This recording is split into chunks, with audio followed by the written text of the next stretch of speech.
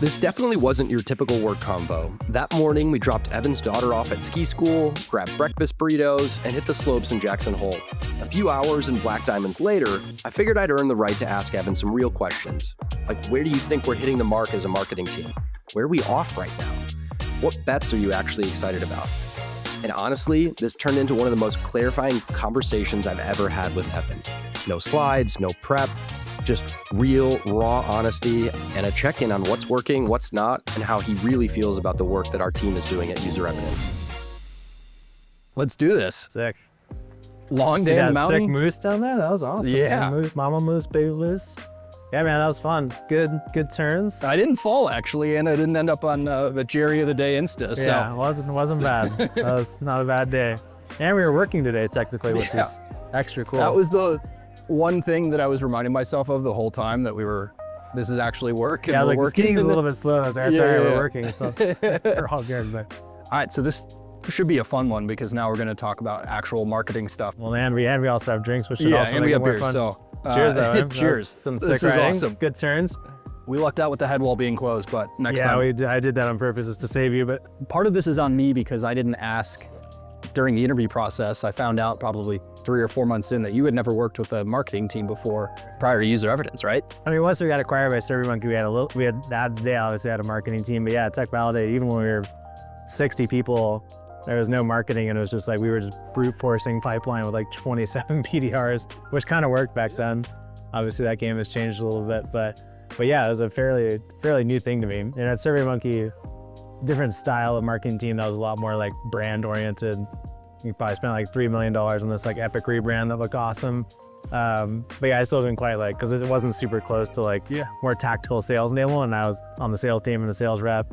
So it's still a little bit of a mystery to me, like what they did. So what did you think marketing was before you hired a marketer? Make stuff look pretty on the website, and like, that was pretty much my conception of them.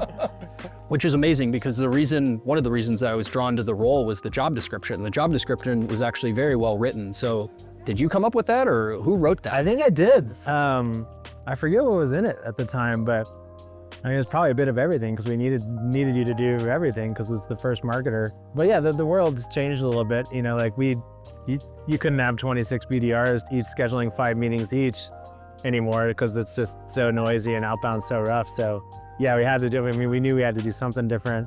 Ray and I are both kind of creative, fun people, so we wanted to embody that and just kind of show a little more personality in who we are. So yeah, that's why we hired people like you that are willing to have some fun, take some risks, and do stuff like this. Be normal, real people. Yeah, do stuff like this. I mean, I can tell you what was in the job description. It was heavy on product marketing, content marketing, and like a little bit of brand. And I think for me, especially in a marketing role, you can tell so much about the company and the situation that you might be walking into based on how well or how poorly the job description was written. Poorly written job descriptions just have everything under the sun in them. And you look at that and you're like, they might not know what they want marketing to do with this company. So yeah, we were able to kind of, product marketing, content, we knew that, like demand gen. Brand has always been the one that's a little bit amorphous to me, and I never really knew what that meant. Until now though, now we actually like have it, and you see the impact of it. Every call we get on is like, yeah, we see you everywhere. Like your guys' stuff is cool. So it is palpable. And like especially in this environment where like there's just so many vendors and it's not hard to spin up on, and AI does a lot of this stuff too. It's like brand is actually kind of one of the main remaining big differentiators. And so it's been fun. So what's one thing that surprised you about marketing now that you're, coming up on 2 years of having a full-time marketer? It's this game of like faith a little bit. Like I think as a salesperson, you get so used to like quantifying everything, and the gap between activity and impact is so small. It's like you do some cold calls, you schedule a call, it's like, sick, I did 150 cold calls that turned into 17 conversations that turned into 4 meetings that turned into 1 deal.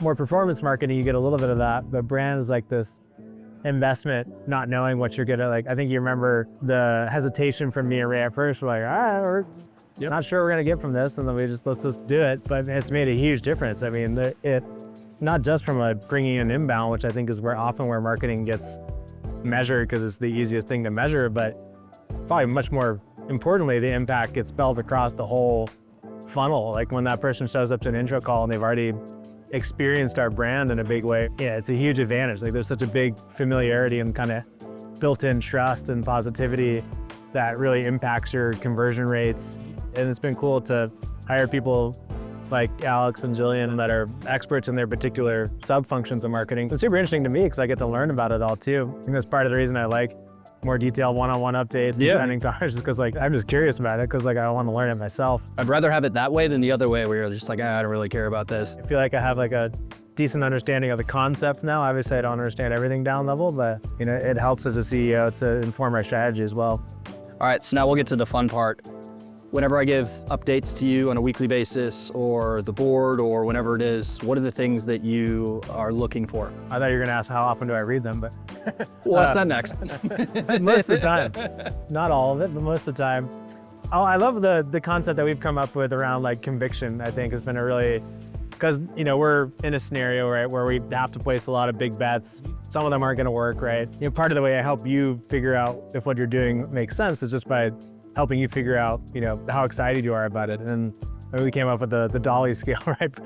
Anywhere between $1 to $5, $5 being the most. That's a really good indicator on like what you actually have conviction in it. So I look for things that you're, like I generally see you get excited about. Yep. And naturally, like, you know, stuff like this that's creative, we all get excited about. That's when I think you see some of our best work. I mean, you've done such a good job of like detailing, like you're incredibly type A, which is not me at all. So you're super organized, so I never worry about that. But it's just trying to focus you on some of the bigger themes. And so I start to look at all this 37 things that you're doing and start to, can I pull out 2 or 3 themes that we have conviction in and center some of our investments around those things? That's kind of what I'm looking for when I'm trying to guide, is just like, you know, where do we feel like our brain power is best harnessed and where do we feel like we have the most conviction on just themes for all these bets that we're making? I think for me, I mean, this is the first time that I've truly reported into a CEO. So at first, when you would poke It's and the first time I've managed any marketing people at all. So whenever you would poke and ask questions and kind of get into things, I would get a little defensive at times. And what I learned was, 1, don't get defensive. And then 2, you were also pushing me to then see how much conviction I have in a particular thing. And it kind of helps round out my thinking and forces me a little bit to just make sure everything is fully thought through. And you can tell pretty easily if I propose something and it's not fully thought through yet. Yeah. And I didn't realize that at first, but it's been very helpful over time. I think that's part of the advantage of like approaching it from this lens of just natural curiosity, where it's like not immediately trying to judge what you're doing. It's like, I'm just curious and it sounds cool and I want to learn more about it. And I think that promotes a safer environment where you're like, you're willing to share more and you're willing to take risks. I've been trying to slightly push you on like doing some DJ related content for like a year. We're almost there when we announce Highline. But like that's the type of stuff, like, yeah, like some of this is gonna be done. Being able to be in an environment where even bringing that type of thing up is like cool and accepted and fun, and you can riff off of each other. You know, you get good creative leaps from that, which is, I think, a big asset.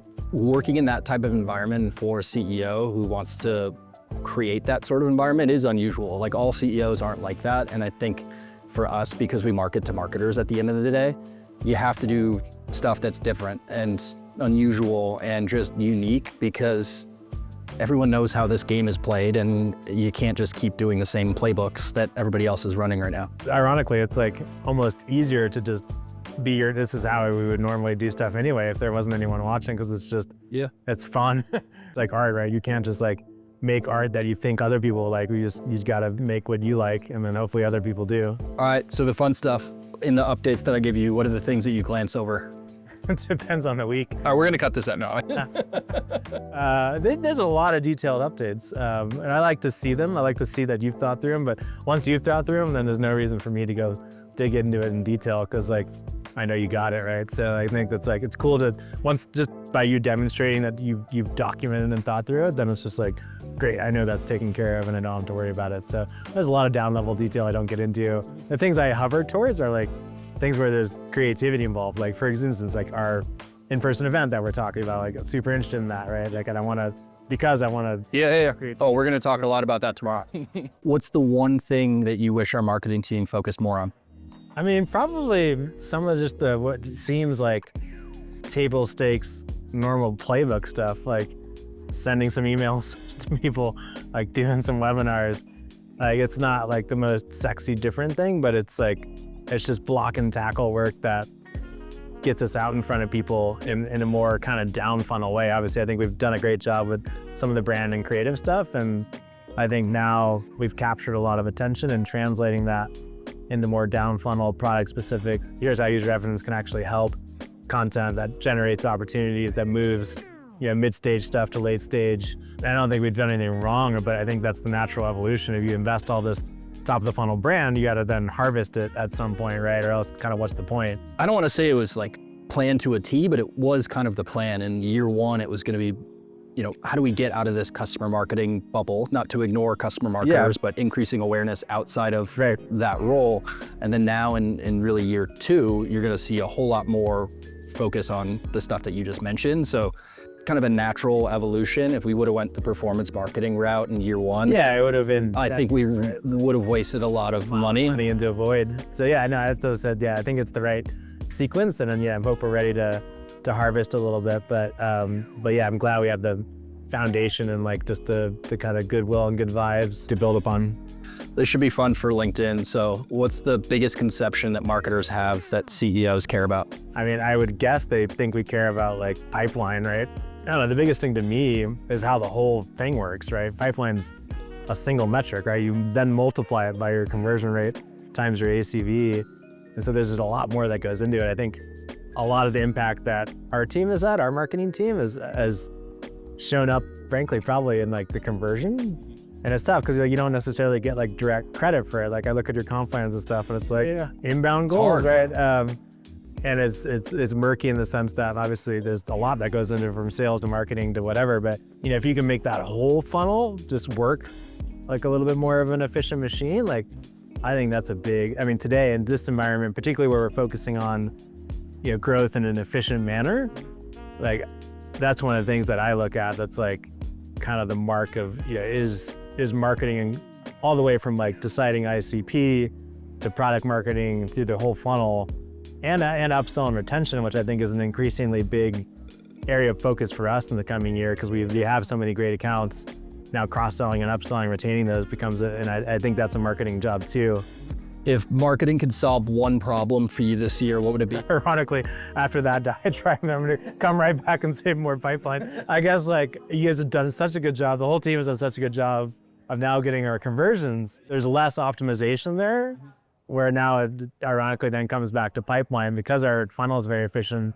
We can make it a little bit more efficient, but not as much as like last year we had so much room. Now that focus, I think, just goes to putting more into an already efficient pipeline. Well, I kind of think of the leaky bucket or leaky funnel example, where if you just try to create a bunch more pipeline in a leaky funnel, like you can't really plug the leaks with just adding a bunch more pipeline. So now that we've gotten the conversion points to a better place, now we're starting to worry a whole lot more about pipeline and some of the traditional things that I think you're expecting. Yeah, I mean, it makes sense. It's like the engine's a lot cleaner, right? And this is true of like the whole company when it comes to net retention too. It's like, you gotta get that figured out first.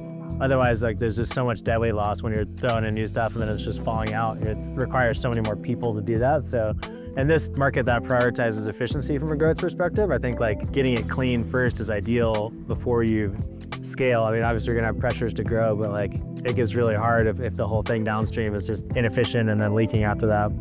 If the marketing team kills it this year, how will you know? Overall, our company goal is how you know, right? Because you impact everything, right? From retention to pipeline to conversion. We hit our company goal, that's how you know. I think there will be our category, if we succeed in kind of owning that and really become by far and away the leader that owns mind share, that owns a majority of the customers, I think, owns most of the deals in a competitive context, like that's a good indication as well. Taking notes. What's the one thing that you're most excited about this year for user evidence from a marketing perspective? Can I say it? Yeah. I mean, I'm stoked about the in-person event in Jackson. It's gonna be silly. I mean, we did our user evidence offsite here a couple years ago. That was a lot of people's like first time to Wyoming, and just to put them in the Tetons and like just the most beautiful place ever, with of course obviously great learning opportunities and stuff around that. But I keep coming back to like, what is a canvas for us to display our unique creativity and our unique background yeah, that is a hell of a canvas. I mean, we create an experience that, again, we would want to create for ourselves. And I think that is something that's like really cool, just to like bring a select set of people into this environment and just, you know, show them some cool stuff. So the funny part is I knew that you were going to say that as your answer, because when we were doing an interview, a final interview presentation recently, the candidate asked what was the one thing that you were most excited about for the company, and then you said the event. So I already knew the pressure was on. Yeah. But as soon as you said that answer, I was like, oh, the pressure is really on. Yeah, it's gonna be sick. Last question: will you ever stop Figmaing things or photoshopping things, or is that always like a pet project? Unfortunately for you, no. I mean, I think as the access to those tools and the AI support around them gets better, you'll probably be seeing me do more and more of that. So I apologize in advance, but yeah, you know, after I got rid of XD and finally got over to Figma, I'm pretty hooked. The first couple of times that I would see you post something on LinkedIn with like a kind of an Evan special, I was like, oh. I still think my social cards for the evidence gap report are the best that are out there, just for the record. But and then I realized that that's just a train that I'm probably not going to be able to stop. So I was like, all right, yeah, we're we good. Gotta embrace citizen design, democratize access to creative tools. Evan, this was awesome. This is one of the creative bets that we're making this year. I had a blast today, but I think the content's going to be unbelievable. And next time the headwall's open, we'll be back. Yeah, man, it was fun. Cheers. Had a good time. Thank you. Glad you got out there.